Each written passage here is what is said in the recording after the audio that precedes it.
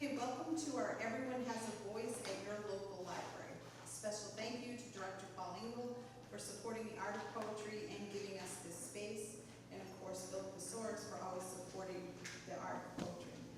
I'm Hope Fernandez, educator, educational administrator, more importantly, a poet. Today I'm also your queen of ceremonies. Yes. Our order of events. Thank you. Our order of events are open mic followed by 2 featured poets. Without delay, I'd like to introduce to you Beverly T.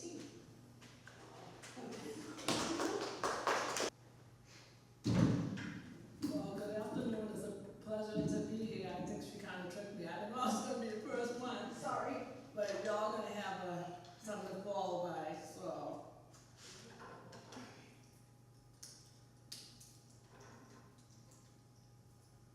And I don't want to take one because I know we have a feature and so I'm just going to begin. I am a published poet. A lot of people don't know me, so I would say I'm unsung. Well, I say unsung. So anyway, having said that, I know all of these. I probably wrote this back in 2024 as my title, but here we go. The smell of lavender blows through the air. It reminds me of meadows as I sit in my chair. It reminds me of times without Ubers or Lyft, when we actually walked to the store to pick out our gifts. The times were so simple when we sat in the shade, listening to music and drinking fresh lemonade. But now we have less picnics in the park, and there are no swing sets in our backyards.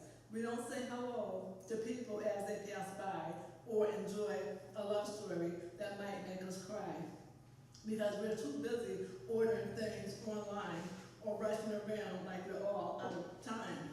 But this is not about lemonade in the backyard. It's about not being anxious and not falling apart. So if you want to feel like you're floating through a storybook page, relax a little more through these kinds of days. And I said all of that just to say, this. And I said all of that just to say this, just keeping things simple, and that's the real gift. A gift you can't get from any store online, but it will keep on giving time after time. And I can't promise you that I won't call it Uber or Lyft anymore, but as for today, I'll walk to the store. And if you feel like you're still falling apart, get some lemonade and sit in the yard. And if you don't have a yard, that's quite okay, because you've always made good choices and you'll surely find a way to feel all right and enjoy yourself, because this is life's journey, yours and no one else. Well, hey, thanks for listening, because I sure have a lot to say. Just continue to make good choices and keep smiling along the way. All right. I'm here. Thank you. All right.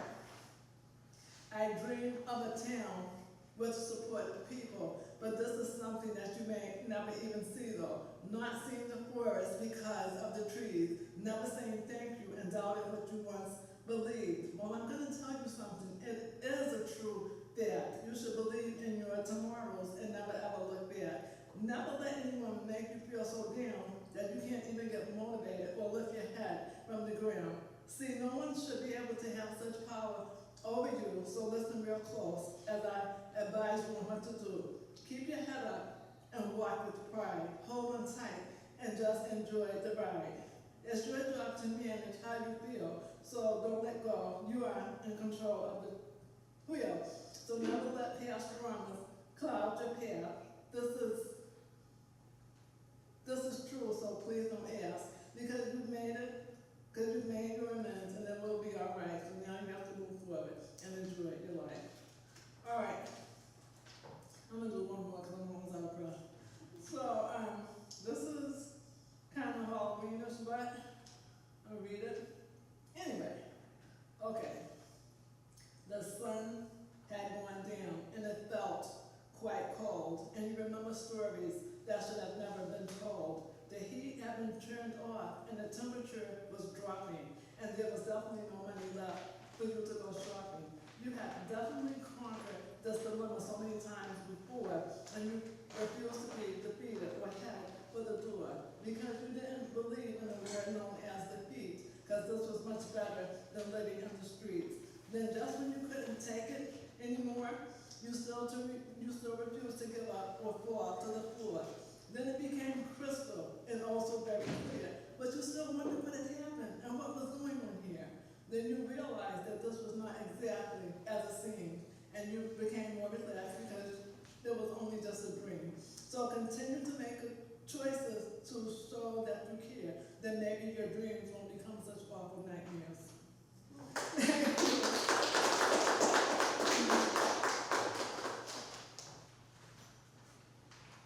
Thank you, Beverly. You're welcome. Our next poet is Pauline Anderson. Have mercy. Lord, have mercy on me. What have I taken on myself? I am now a mother, no longer a child. I have taken on the outcome of other little people's life. Young and tender, for yet important they are. What have I taken on myself? Lord, have mercy on me. I am young. Yes. There is no longer just me. Tiny fingers, tiny toes, everything that grows. How did they get here? Are they really mine? These bundles of joy with their tiny cries. Lord, have mercy. Did they really come from me? How did they get here? How could that be? These precious bundles. Can I care for them? Can I dry their tears? Lord, have mercy.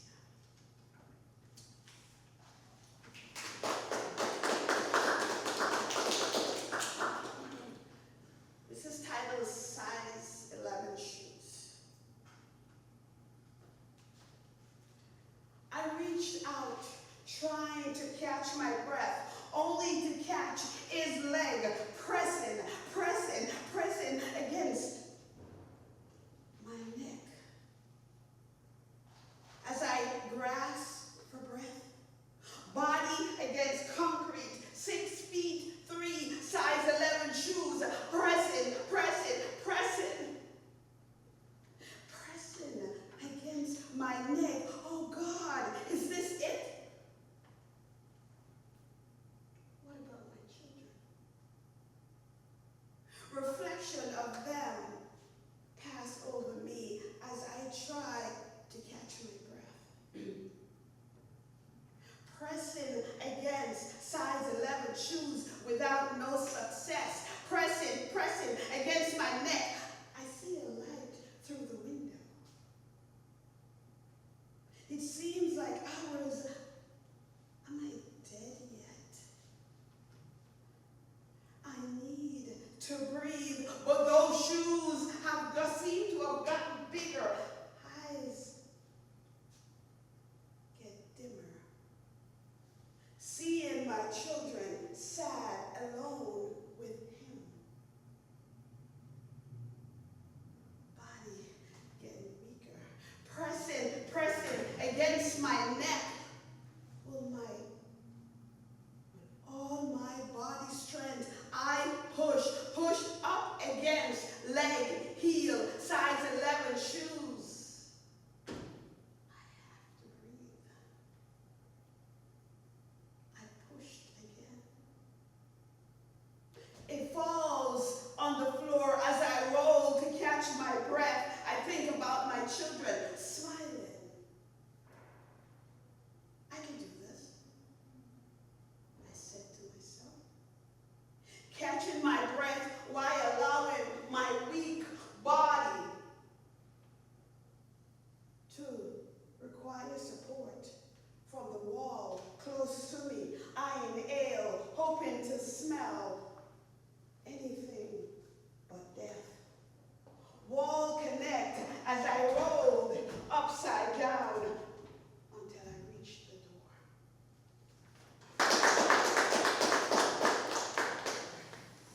Thank you, Pauline. Our student feature is a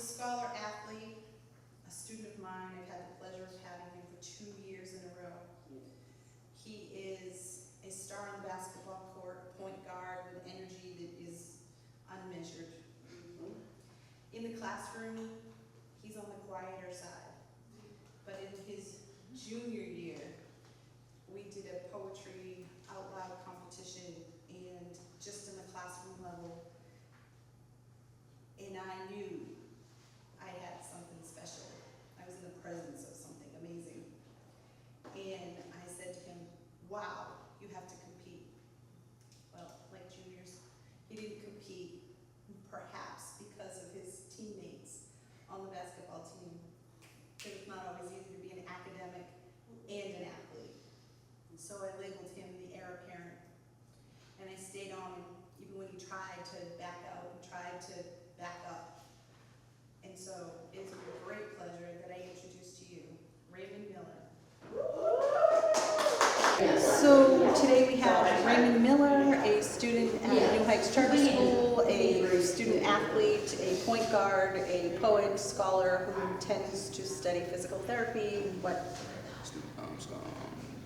sports management as he graduates. So Ray, tell me, what was your first interest with poetry and music? My first interest with poetry, my teacher gave to me, Miss Venus, it wasn't really my kind of thing. She kind of brought it up to me, and so she kept pushing me to just continue to do it over and over. As much as I didn't want to at the start, she made sure that I stayed motivated and continued to do it no matter what. Yeah, we had a competition in class, and he had his poem memorized and dramatized it, and I just saw something, a level of understanding that I wasn't seeing from others. So despite my harassing you and keeping you involved, tell me about the poems that you chose. The poems that I chose, they all have deeper meanings. If you were to ask me, there's all deeper meanings to all the poems. She helps me pick them. Miss Venus is a big help. She helps me with the majority of this stuff, honestly, all of it. But it's just the deeper meaning of the poem. And you chose yourself, Dance Roost. Dance Roost. And you chose that last year, and you chose that this year. Can you tell me about what you connect with that piece? What I connect with that piece is just, it seems like it's very expressive, and that's like my personality. Outside of this, my personality is very outgoing, very expressive, and like in the poem, he said, I'm waving my shirt around my head, singing to myself. It's just my myself and my personality. Do you think there's anything, a spiritual practice for poets, or is there anything that poetry speaks to you? No, not necessarily. I kind of got into it because I want to be more, I want to have a label more than just a basketball player. It can just, basketball is my whole life. It consists of my whole life. So having another label, it was just cool to me. But yeah. Well, we appreciate you putting yourself out there and stepping outside of the basketball court and showing that you can still be an athlete and a scholar. Thank you. Hello, everybody. I'm Ray. You guys can call me Rayo. I have a poem out for. This one's called Make a Law So That the Spine Remembers Wings by Larry Levis. So the Trump boy may go steady with the state, so that in his spine a memory of wings will make his shoulders tense and bend like a thing already flown. When the bracelets of another school of love are fastened to his wrist, make a law that doesn't have to wait. Long until someone comes along to break it, so that in jail he would have the time to read. How the king was beheaded in the hawk that rode, the king's wrist died of a common code. And learn that chivalry persists, and what first felt like an insult to the flesh was the blank blow of love, put the fun back in the punishment. Make a law that loves the one who breaks it, so that no empty court will make a judge recall. Ice fishing on some overcast day. Shivering in the cold beside his father, it ought to be an interesting law, the kind of thing that no one can obey. A law that whispers, break me. Let the crows roost and caw. A good judge is an example to us all. So that the Parliament can still whistle the yellow rose of Texas through his teeth, and even show some faint gesture of respect while he cuffs the suspect. Not ungently, it says things like, it's okay. That's it, relax. It'll go better for you if you don't resist. Lean back just a little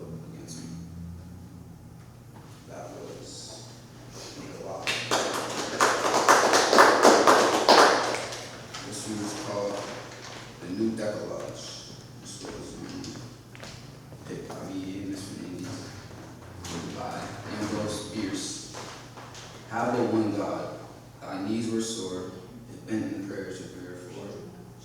Adore no images, save those, the coinage of thy country shows. Take not thy name in vain, direct thy sermon to some effect. Thy hand from Sunday work beheld, work not at all unless compelled. Honor thy parents, and perchance their wills thy fortunes may advance. Kill not, death liberates thy foe from persecution's constant woe. Kiss not thy neighbor's wife. Of course, there's no objection to divorce. To steal, to folly, for discipline, and cheating is greater than. Fear not false witness. Shake your head and say that you have heard it said. Who stays to obey, never will catch an opportunity to snatch.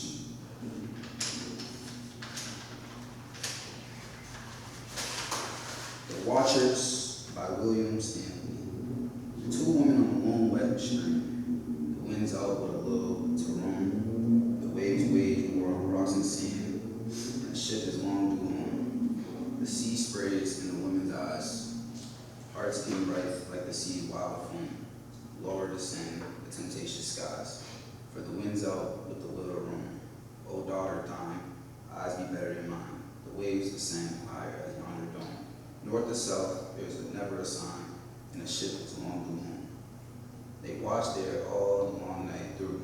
The wind's out, a will to roam. Wind and rain, sorrow for two, and heaven on a long reach home.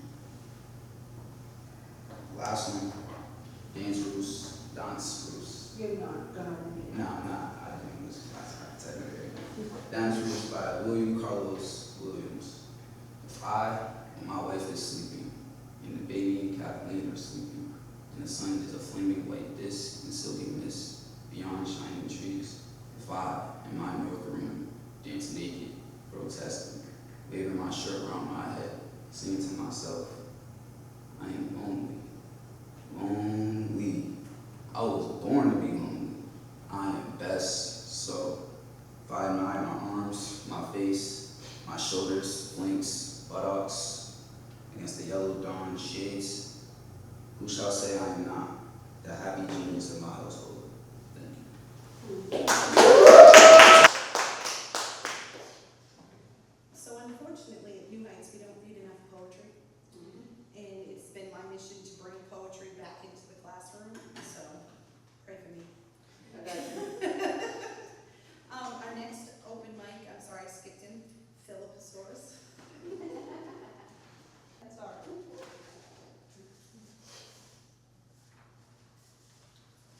So, round of applause for Raymond.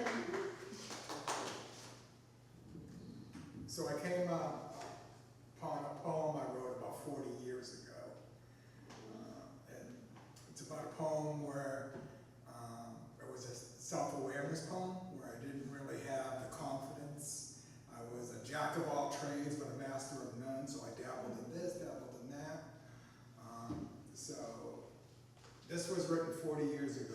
The second poem was written 2 years ago. And CD and I talked about how our poetry had evolved over the years. The second poem was written on my way to my father's birthplace, which is in Greece. So I was on the boat, and in that time it took to get to my father's birthplace, I wrote that poem. So this poem is called Mean Radio, the first poem. I never had the gift of gab, that rat-a-tat-tat repartee. I was always on time delay when it came to that snappy comeback. 24 minutes later it was, oh yeah? Then a tirade would flow out, tongue-tripping Tourette's, but I digress. I never learned to play the guitar, my fingers couldn't move that quick, and never learned the game of love. Too many pieces for the puzzle, always came up one short. And the game of cards was a bust, just never knew when to bluff. But I play a mean radio from one end to the other. Never could stop the tears, it's just no use in trying, and never learned the game of life. Too many twists and turns, then fork in the road. always leads to stop signs on dead-end streets. And driving a standard, just never meant to be. However, I play a mean radio. Sometimes that's all I do. And all those dreams of becoming a rock star have all but faded away. I'll let you in on a little secret. Singing in the shower, water turns off by itself. And my dog Lila and cats and he'd have better pitch than I do. But that's when I slip on the radio like a worn-out shirt, flipping through the air in a staccato epileptic fit, trying to find someone who will tell me I'm special. Then I hear that one song and I'm back where I started. Never had a sense of direction. Is it northwest, south, or right at the gas station after the third house on the left before the oak tree in the middle of insanity? Never did like those horror movies, believe me. I can scream on my own. Reality is much more terrifying. I never could learn from my mistakes or I'd be perfect, and that's just something that I'm not. But I play a mean radio, and that's all right for now.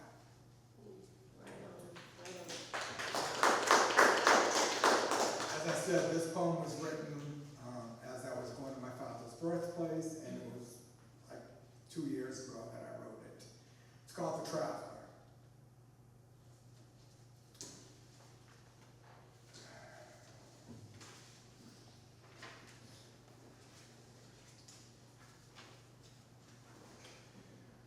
We ask ourselves, we doubt ourselves, we confide in ourselves.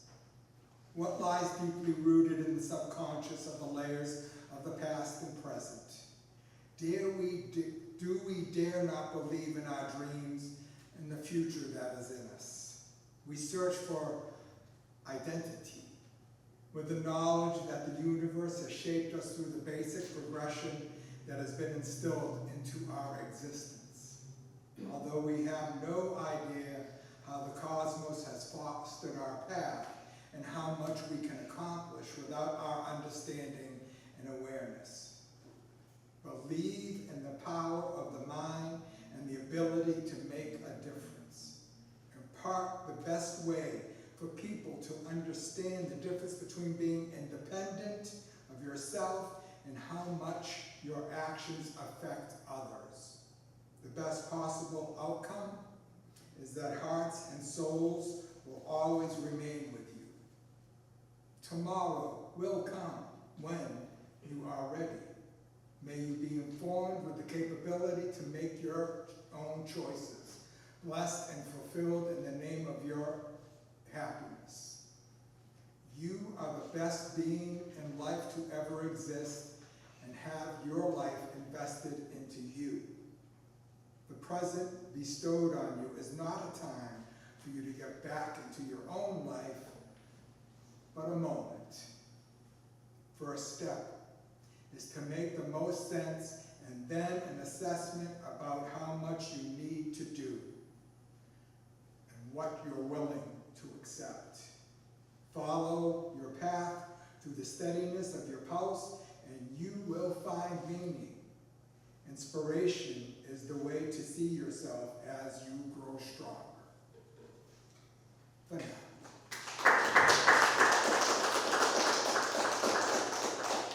It is my great pleasure to introduce the Queen, Pope Fernandez. Thank you. I spent this morning at a farmer's market. Yes. It's lovely to have a farmer's market and give out free food to the community. There's a heaviness and a sadness that comes with it because as I arrived at 8:30, there were already 32 cars lined up. So that speaks to something I don't really want to talk about. But it lifts my heart to be able to do the work. So I wrote this in a lull. It's called Giving Hands. The cold rain fell that first week, a gray curtain on the early morning. Shaw's grocery store bags heavy with hope. 175 passed out between 9 and teachers, hands chilled and giving fresh, crisp vegetables, the soft weight of bread, the solid clink of canned goods, community building in each exchange. The second weekend dawned bright, a surprising 80 degrees on Easter Saturday, blue bags stacked, 60 ready, a promise held within their folds, 100 red bags waiting beside them, and the rustle of more being built. Cars lined up before the sun was high, 7:30 a.m., engines idling patiently for a 9 o'clock start. Volunteers stood ready, quiet energy in their movement.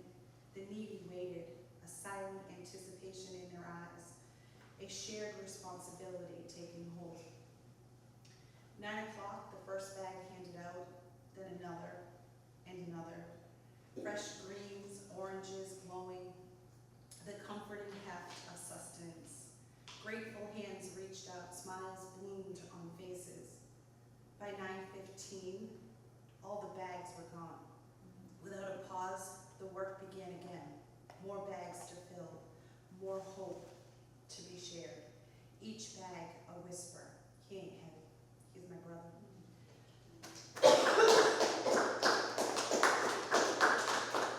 That is all that I have because my seniors are giving me glitter in my hair and I don't have time for anything except seniors. But our final feature poet is Walden's Poet Laureate, who I had the pleasure of experiencing last week. Her writing is heartfelt and reminiscent of her life in Kentucky. And I introduce to you C.D. Collins. So I am excited to introduce C.D. Collins, the Poet Laureate of Malden, to our audience for Everyone Has a Voice, and we are eager to hear your poetry for your feature.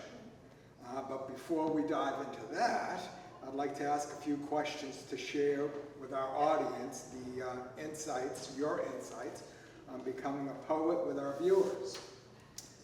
The first question is, what early experience taught you that language had power?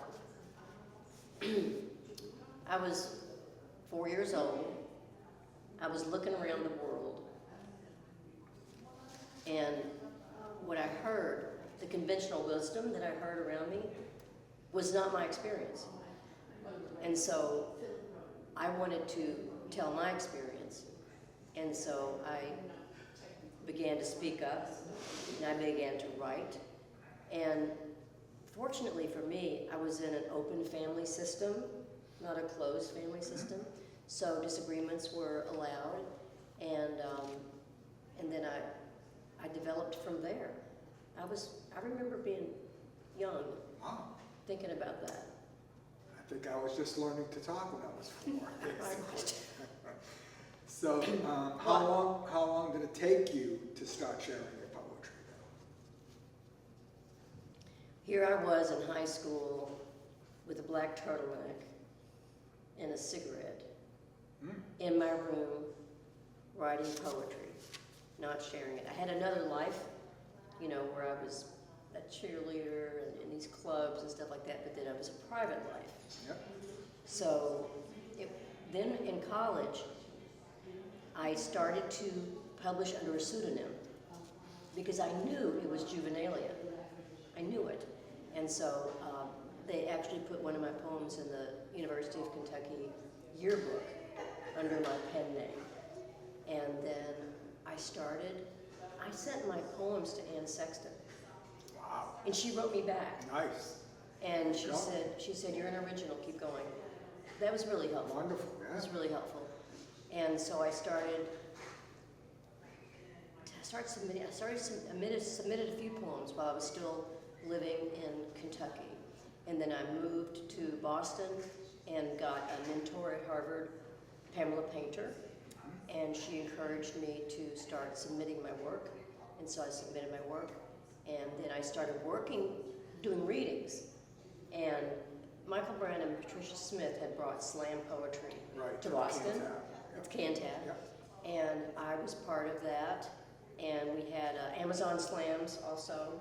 And so it was really fun. It was exciting to go and read poetry aloud. Yeah. And and then accidentally, I ended up being one of the first people in the early 90s to put spoken word with music.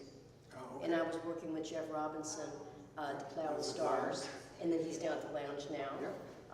And then a band that I had seen when we were just driving through Boston, our car broke down, and I had seen this band. I was like, could there really be an all-female band like that? So great. Some of the members of that band asked me to be the front person in their band, so we started a band. Pin Curl, we were called, Chamber Rock. And so I've done albums, like 5 albums now. Not with them, but with Rockabilly. You really put a lot into that life at that I time. did, I didn't even know until I just said. So, how have you evolved as a writer over the years now? I think that's up to you. Okay. It's up to the audience Yeah. to say. And I did find an old book of poems that I had written a long time ago that I had somehow been able to save. And I loved some of those poems. And then I had written a whole book, and my best friend's mother was the founder of the Women's Studies Department at Old Dominion University. And she read my poems, and she said, you're writing about the beloved a lot. And so that, I didn't know it. And so I started branching out. I haven't written a love poem in a while at this point. And I also got to meet with Robin Morgan in New York City, and she said, you need to do some forms, write 100 sonnets.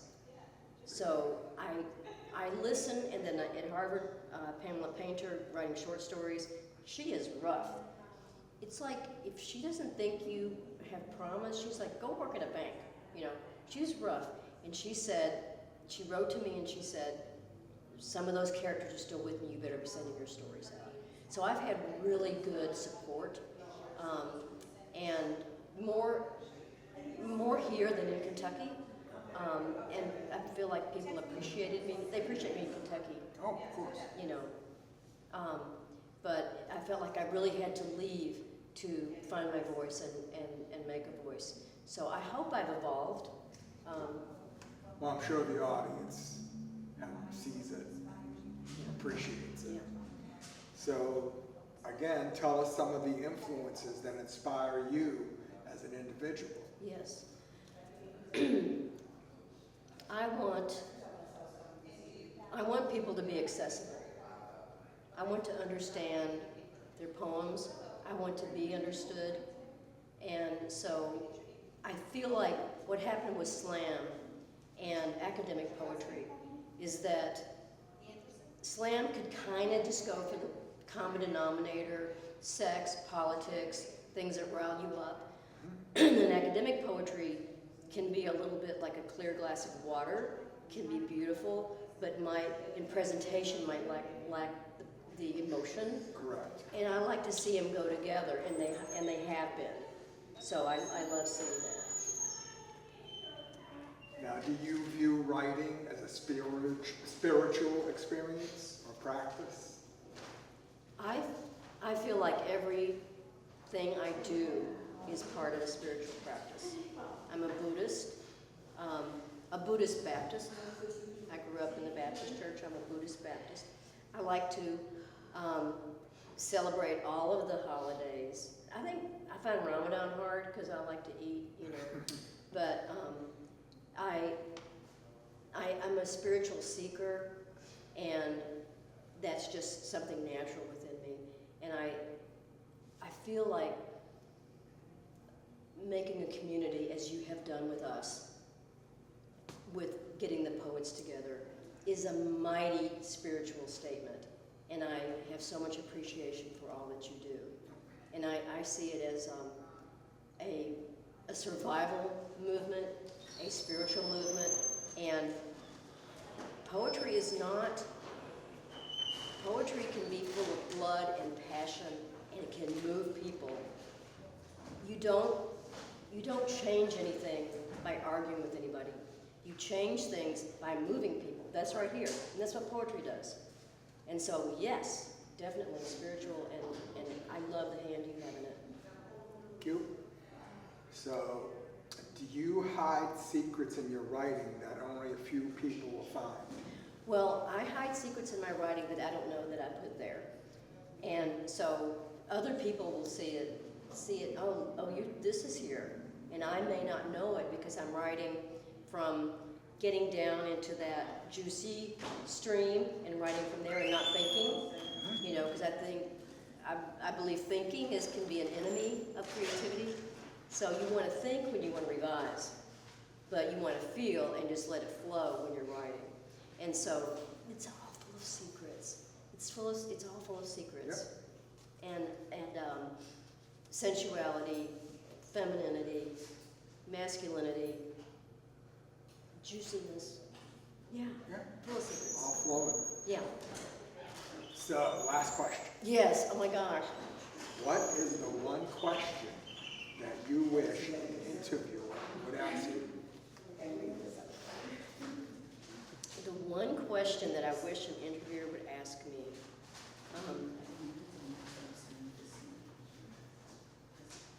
what do we need now in the world? What do we need now in the world? When we met together, you brought together like 15 to 18 laureates, and we had a conversation. And one of the writers said that the purpose of writing is to increase empathy. And I posed the question, have we lost empathy in this nation because we are divided into regions? We've lost a language of how to talk to each other, and that is our value here. We can increase empathy, and we can illuminate those passageways, and there is power here. And so that's how I want to join with other writers, and it felt so good to be with all these poets who are working hard. We're working hard, and I believe in what we're doing. I believe in this. This is the change. Right. Yeah. Poetry is now becoming the forefront of the arts. Yes. Instead of the stepchild of the arts. Yes. We were always the stepchild of the arts. That's a good point. Yeah.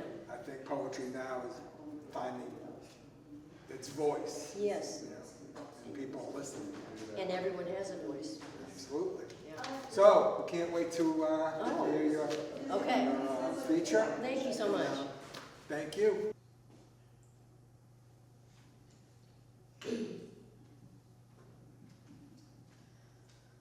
A decade from now, when everyone works either for Starbucks or Amazon, Jeff Bezos has been coronated king, I'll be down south in a compound like Jim Jones or David Koresh, except my followers will be nomadic cats who smoke burleywood pipes and tattered dogs who never get dental checkups.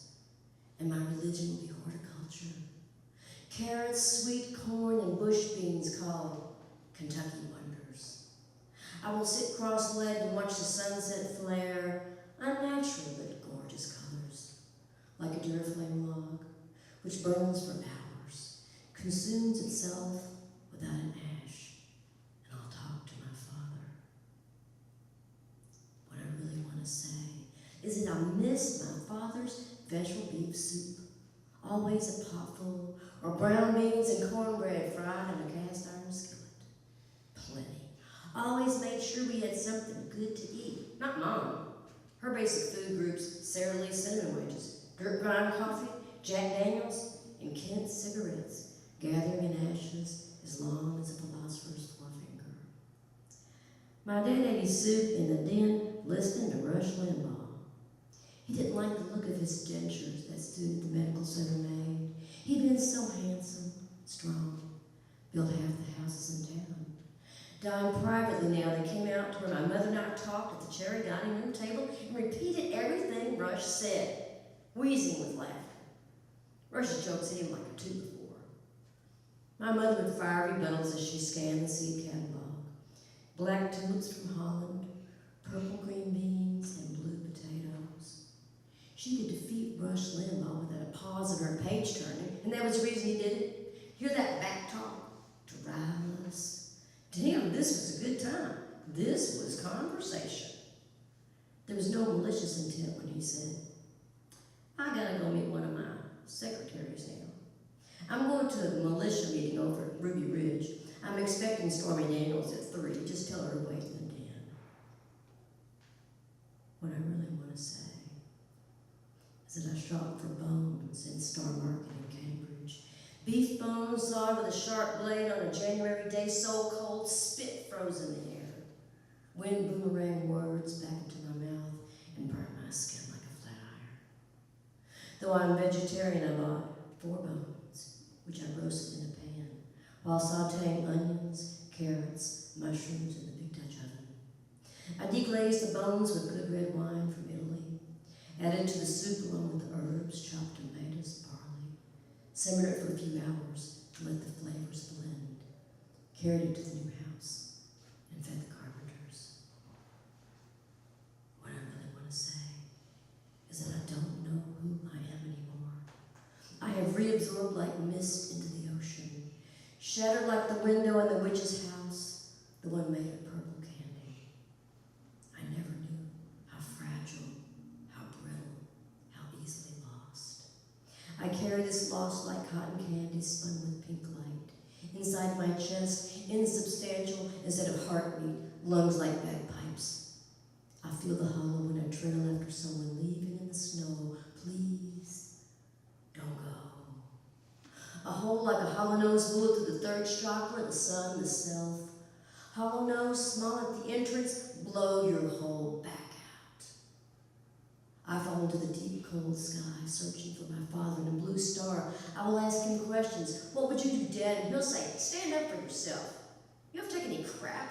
Tell them all where to go. I've seen my father crawl up a man like a panther.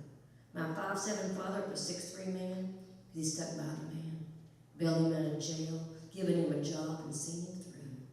He didn't like to be betrayed the way the man done him. My father's absence is a betrayal too. Death is an absence I'm bound to forgive. He'd always been remote, seemed closer now in the bone marrow. In the recipes written in blue ballpoint on yellow legal pads, in the seed packets that arrive in February, square, colorful, spread across the cherry dining room table like candy promised to a little girl.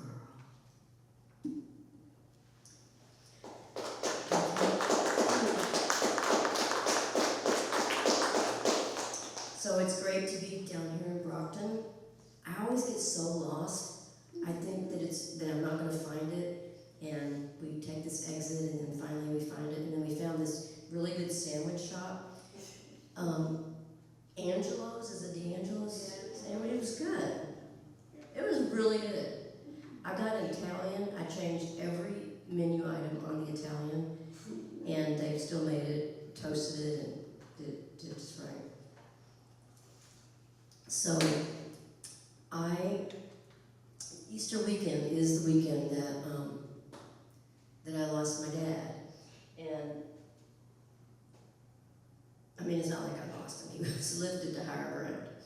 And in the same time, I was losing my cat. And I wrote a poem about that, and I'll do that later. I just did a father poem, but I'll do another poem now. I don't know if you recall this, but when there was a hurricane in Houston, there was this hawk, and the hawk went to this man's taxi because he was afraid that if he flew out into the hurricane that he would perish, and he would have. The name of the hurricane was Harvey, and so that was the name of the Cooper's hawk also. And this morning I did a poem at we have a project called Bike to the Sea, and in Mullen, where we're building a bike path from Mullen all the way to Nahant, which is a beautiful project. And so they opened this thing called a bike kitchen, and you can take your bike there and have it fixed. And I really admire people on those bicycles. Every pedal stroke you take is not a pedal on an accelerator in a gasoline engine. So I admire them. This is Hawk and a Hurricane. When the storm bore down, a Cooper's hawk forced to fly from his hunting perch, this king of the sky. Sought refuge on a taxi seat, his pupils dilated in terror, not knowing if he'd perish there. Inside his wide, unblinking stare, the alarm of a city reflected there. I know he kills birds and animals, his prey, holds them tight in his talons till their hearts give way, drowns them in the ocean, tears at the flesh of the bodies he's broken, no notion of their distress nor no care. I accept this as part of the natural order, both predator and prey, wild and clever, a pulsing, succulent, ravenous dance. My cold. It's gone, I'm not going to give it to anybody. A pulsing, succulent, ravenous dance. Whether hunting or fleeing, they both stand a chance. But now, we meet face to face, a menace. We meet face to face, a menace unmeasured, who bares its teeth and tracks every gesture. If a hawk on the storm cannot defend, the world is upside down, my friend. A raptor soaring on thermals, created to be grand, with no perch to watch from and no place to land. Impossible to know where his kind have flown, if our natural order now is done. Once there were certain things that we knew. Gravity tucks a blanket round us that turns the sky blue.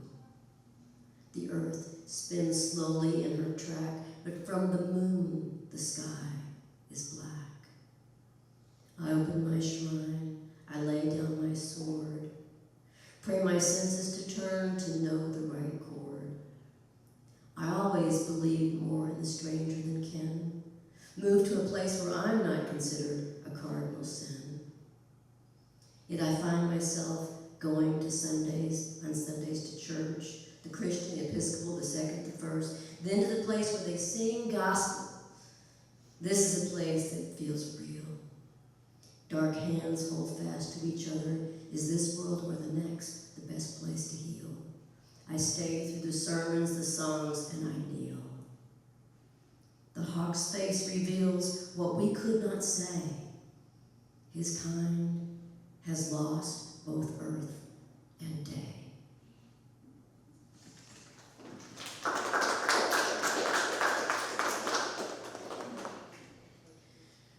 So if anybody has any questions or anything, you can ask me, it's fine. I'm from Kentucky. It's a misunderstood place. You can't just fly over it and know what's going on down there. It's complicated. But we are one of those flower states where you're shuttling back and forth between the coast and you look out your window and it's down there. And you've probably heard a lot of stereotypes about the Appalachian Mountains. Grandmothers peddling OxyContin out of their pocketbooks. That hillbilly on his porch sighting you down the barrel of his shotgun. Oh, honey. It's all true. But let's get down to the why. You see, Granny's got the cancer. She gets by on Motrin and sells her OxyContin to buy groceries. And that hillbilly, he answers his door so rudely because the last stranger that came calling carried off his mountain. It's hard to see clearly when you're just flying over. It's hard to get the details when you're just driving by. Back home. The winter sun sets early, breaking fire behind the black trees. I walk the farm as Jupiter rises above the horizon, a creamy spark, the brightest spot in half the sky. In the other half, the moon, waxing toward full. I climb the hills in my good boots, my mind like this acre of corn husks, hard like the frogs, deep in the mud of the frozen pond. They'd do the season better in Denmark. Candles in all the windows, torches in the street. Yuga, they call it. No translation in English. Something deeper than coziness. Harmony with the dark. If you were on Mars, you could look out and see us, this earth. The evening star in their violet sky. Back home, I step around my center, moving carefully. From the hilltop, I see on the moon's rim earth shine, the glow of sunlight reflecting from our planet. We draw nearer to the sun this time of year, though it makes us cold. The moon's voice calls from its ocean of storms. The voice, a single note, a be natural. I can hear it. I always could. So this is my best friend back here. This is Babette, and she went to Paris, and I went to get her mail every day, and I got this. I love this. I was happy that she got to go. So should I read a couple more? Yeah, let's keep going. Okay. So anyway, listen. Has anybody ever been to Kathy's Country Kitchen in Stanton, Kentucky? Have you? Here, I'll tell you about some food.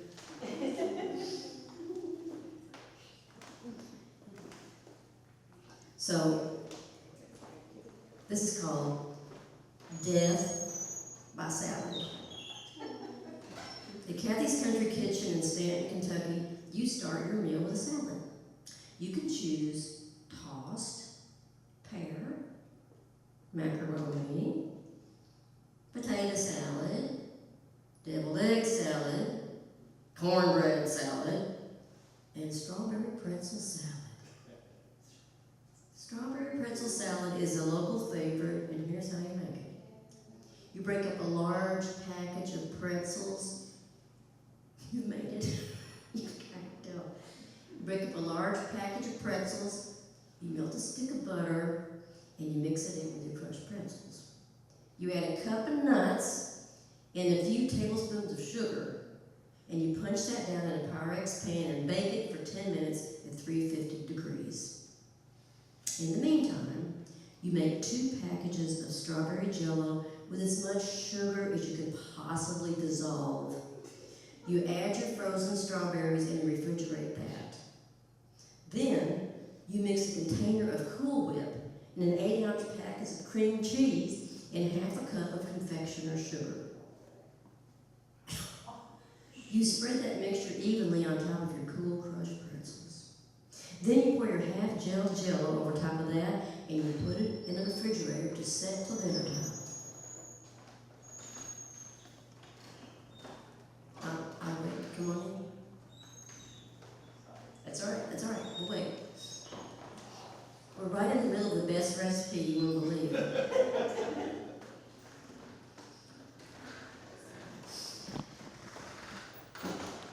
Welcome. I'm CD. I'm from Kentucky. I'm just here, causing trouble. So here we are. Strawberry pretzel salad. You pour your half gel jello over top of that, and you put it in the refrigerator, and you set it till dinner time. Now people, this is not a salad. But at Kathy's, it's on the salad list, so you might order it anyway.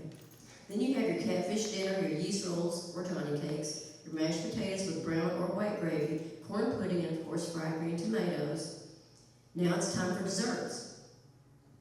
There's the usual list: butterscotch cream pie, chocolate cream pie, banana pudding, and at the bottom, the actual dessert that you will choose: yellow cake with a warm caramel sauce. The yellow cake of Kathy's Country Kitchen has the same density and longevity as the uranium yellow cake used to make nuclear reactors. It has a half-life of about 1,000 years. Except that instead of being used to make a bomb or nuclear fuel, this yellow cake goes in your stomach, and once you eat it, your bliss is short-lived. On your way back down Levy Road, you want to die. You swear you will never eat again. But next time your waiter says, yellow cake with caramel sauce, it's like a cat charming a bird.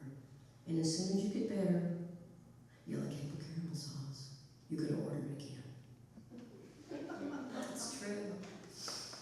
All right. So I'll do a couple couple more. You wanna know what it's like for me to be up here? Do you? I did run away from home, from Kentucky. And I love Kentucky, I write about Kentucky.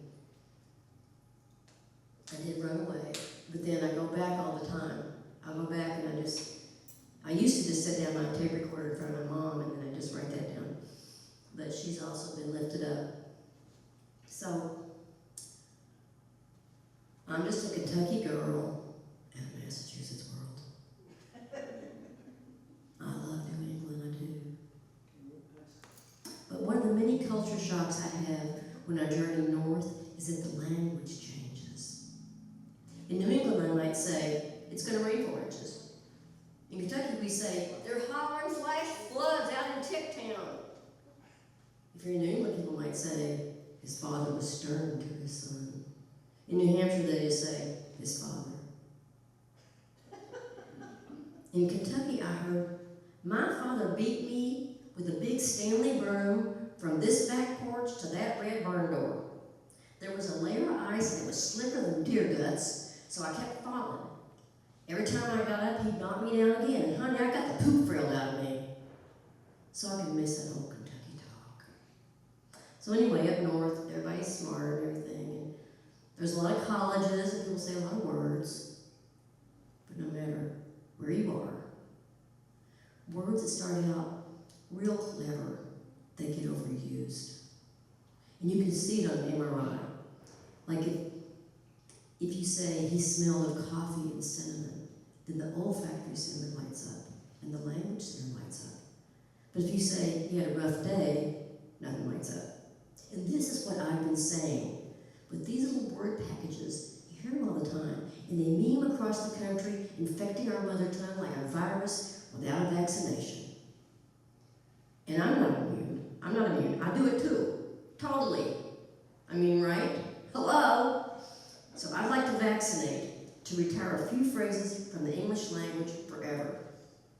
Let's start with, it is what it is. Do you know what I'm saying? Do you know what I mean? No, I have no idea what you're saying. It is what it is. What is it? It's similar to what are you going to do? What are you going to do? You can only do what you can do, so that's what I do. And I'm retiring frankly and to be honest. Why do we need to point out that you're about to tell the truth? What are you usually doing? Are you usually being tricky? Tricky is the worst. This word has completely saturated the language and shoved out so many worthy adjectives. The word tricky makes me feel like I've got to figure out a puzzle with some of the pieces missing. It's like watching Tom Cruise act. It is. He's from Kentucky, I can say that. I want to understand, but there's not enough information. And creepy. That's just creepy. So judgmental. As though you're never creepy. Only others are creepy, and we're all clean and shiny. And then there's one who says, well, as it turns out, as if they have the final word on the subject, the final truth of that supersedes anything said before. Same thing with at the end of the day. Well, at the end of the day, you don't know what's going to happen at the end of the day. The day isn't over. But that being said, why do you need to tell me that you just said that? You said it? I heard it. So here's my retirement poem of lazy speech for a parallel universe where there appears to be a conversation going on. Who does that? It is what it is.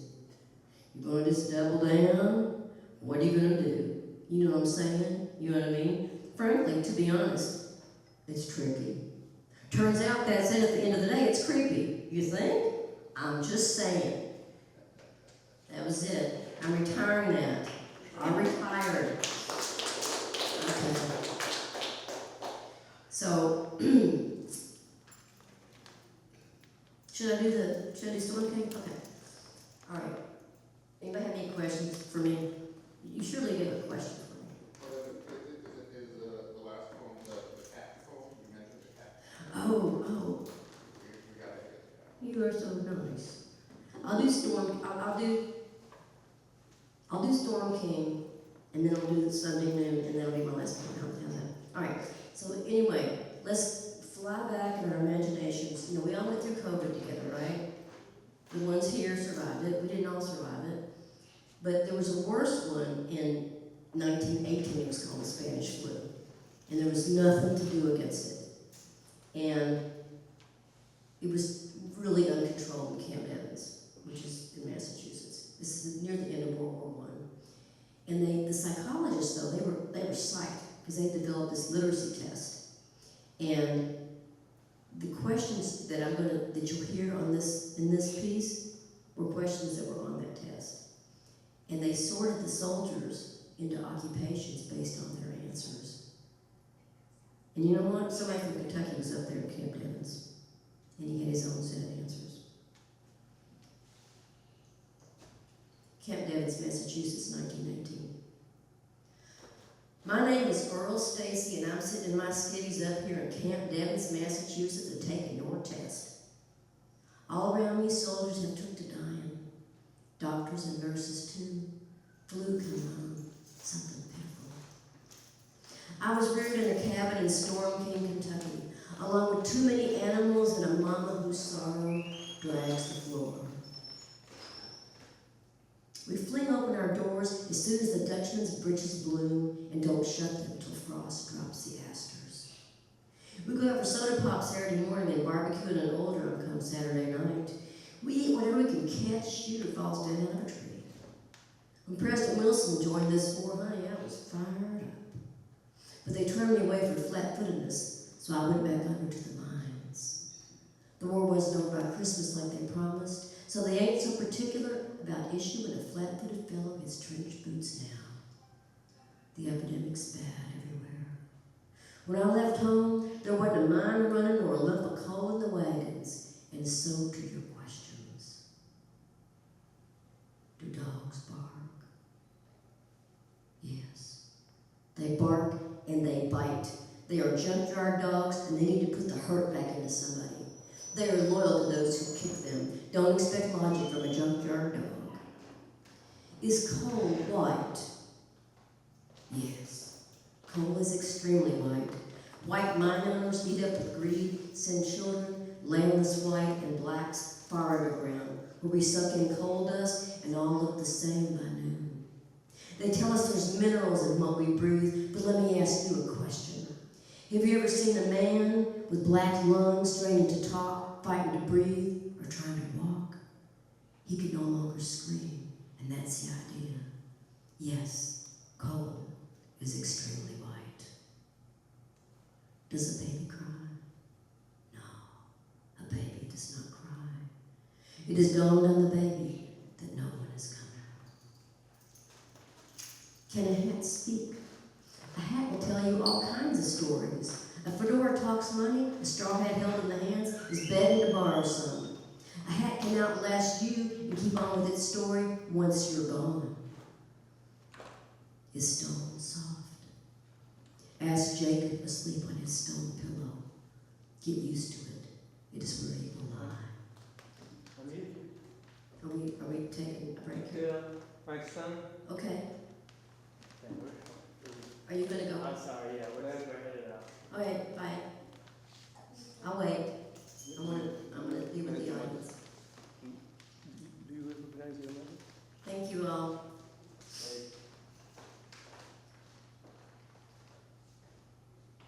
I know you can't concentrate when there's distractions.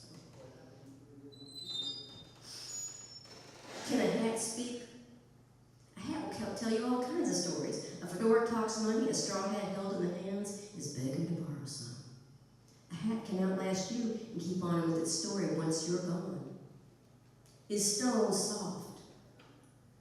Asked Jacob, asleep on his stone pillow. Get used to it. It is where you will lie. Is one more than seven? Yes.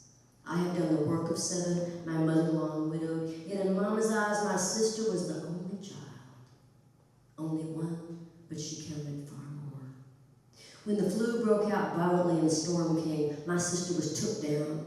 There was a casket box on nearly every porch in the mine camp, and hers among them. Do land and sea look just alike? Yes. Both are engorged with dead men, what the politicians call wastage. Our sunbooks black?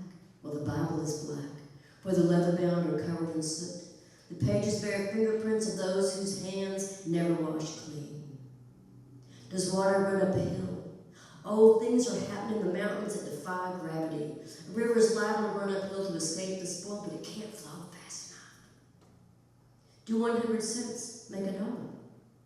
Pulling a ton of coal out of the sea, they claim earns $1, but it's only a handful of scrip to trade for lettuces in the company store. Do stones float in the air? Yes. They fly up from the charge. I'm the one who packs the hole and lights the fuse. When it blows, I go deaf, and I watch them rise. Are diamonds mined in the mid-ocean?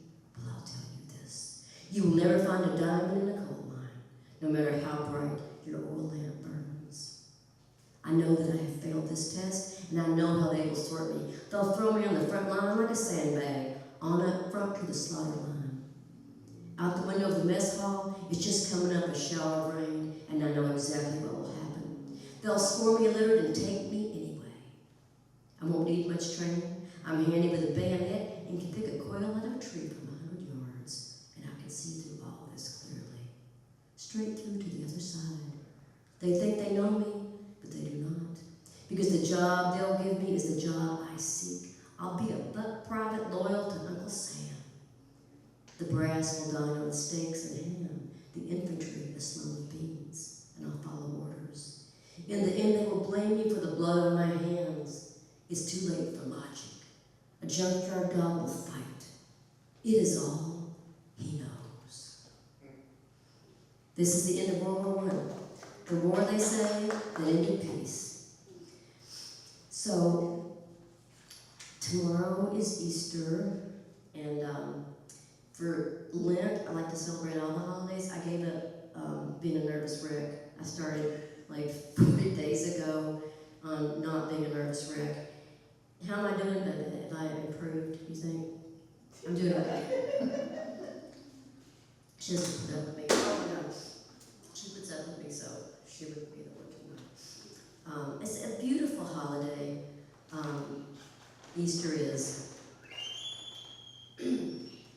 And so this is, I want to thank Philip. I want to thank you, the Queen. I want to thank you. You're wonderful. All the open mic people, thank you, thank you, thank you, thank you all for having me. Thank you for being back there and giving me encouragement, smiling at me and stuff. You don't say anything and you smile and give a thumbs up. Okay, so this is, did y'all give up anything for Lent? I gave up bubble gum one year because I quit smoking and I started chewing bubble gum. And it gave me TMJ. I gave that up. I'm not the only one that gave up being a nervous wreck for Lent. Okay. This is Sunday noon. It's my last poem. During his long months of dying, my father showered and shaved every morning by 9. Dressed in his best clothes, he'd laundered and pressed, drove his battered truck around town the day before his last. How like him, this cat, too weak to walk, still grooming in her litter box. They both thrive on wiry wills, savor daily routine as the best pleasure of this ebbing world. I missed my father's death by 15 minutes last Easter noon. I should have known. His children had both been born on Sunday noon, which meant, he said, we could see leprechauns. Every cat is a southern lady, knows how to pick out the best spot in each room, brown paw against white leather, blue eyes overlooking the sea. I learned to pluck a tent of her shoulder skin, punch in the needle drip, and dilute the poisoned blood. Pills to flush her overworked heart. After my father's funeral, we found pictures of my brother and me from junior high school, deep in my father's wallet. Until I held them, I hadn't known he'd ever thought of me. After midnight in the hotel, the thump of the fall from the tub's edge wakes me. I pick her up in the dark, lay her gently on the carpet in a narrow slice of moon. kneel on the floor beside her, trace my lips along her fur, my chocolate brownie ears, my groundhog, my possum, my heart. The last touch, trembling and exotic as the first. Kneeling blindly in the dark, I am the one who stays, still hostage to this world. Thank you all so much. Thank you. Thank you.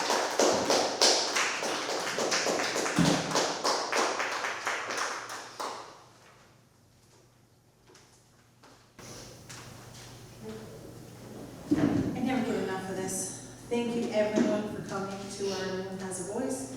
It's been a treat. Next Saturday is the Educator Showcase, where educators in the Brockton area and Massasoit, Bridgewater State, Brockton High School, New Heights Charter School will be celebrating educators. So please join us. Thank you.